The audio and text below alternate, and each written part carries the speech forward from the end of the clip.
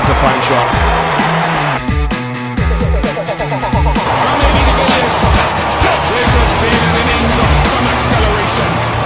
I'm AB de Villiers, and welcome to Cricket Yard. If I could have my career over again, this would be the first shot that I'll teach myself. It's the late block. Once you can play this shot, everything else will come naturally to you. So for the first 5 years of my international career, only at the age of 25 did I learn how to play this shot. I'll never forget in Ahmedabad in India in 2008 when I scored a double 100. Halfway through the innings, I remember telling Jacques Callis that, you know what, I think I've mastered that defensive shot.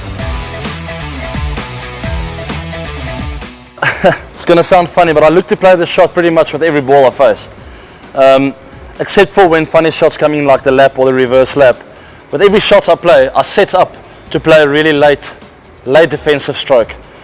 If I have that base in place, the rest comes in naturally. The rest follows much better.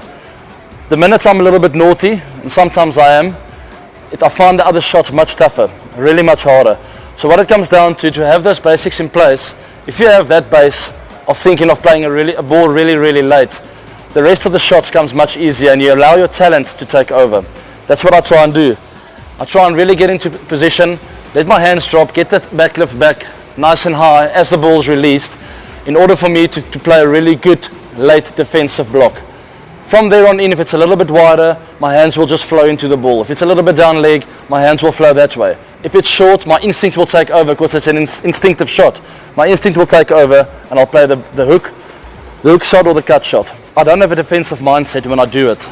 All I know is that is my best chance of getting into a really good position for my other strokes.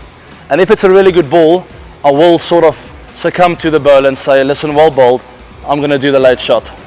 And I might still get off strike if it runs down to third man, if you play it really well. With this late block, it's important, just a few things to think about. It's important to have this bat at more or less 45 degrees, all right?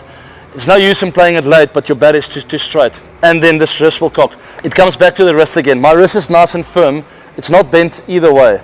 For my wrist to be firm with a late block, if I'm playing it late, the bat will automatically be at 45 degrees. And that's vital when you're playing a late block, not to go and fetch it. Big problem is you can't rely on a wicket, especially if it's a green wicket. You can't rely on the wicket and just go hard at it with your hands. You got to allow it to come to you, and from there on your instincts will take over. So that's why I allow the ball to come to me, and that's why I want to play the late block shot, because I know that it makes my other shots so much better. You see right there, the length was pretty good, which forced me not to drive at it. So I let it slide onto my bat. I probably still got one to third man, but I'm in such a good position. Had he overpitched, it would have been a very easy shot for me through the covers for 4 runs.